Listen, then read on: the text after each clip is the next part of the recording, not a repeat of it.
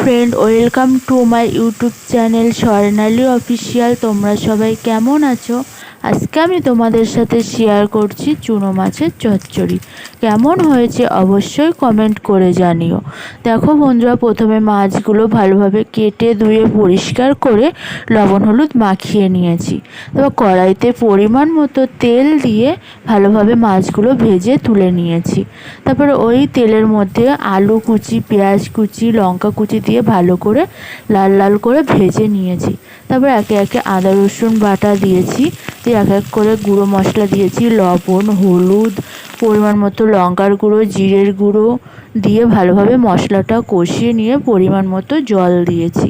দিয়ে জলটা ফুটে গেলে মাছগুলো দিয়ে ভালোভাবে কষিয়ে নিয়ে নামানোর আগে একটু কাঁচা সর্ষের তেল দিয়ে নামিয়ে নিয়েছি। কেমন হয়েছে আমার চুনো মাছের চচ্চড়ি অবশ্যই কমেন্ট করে জানিও।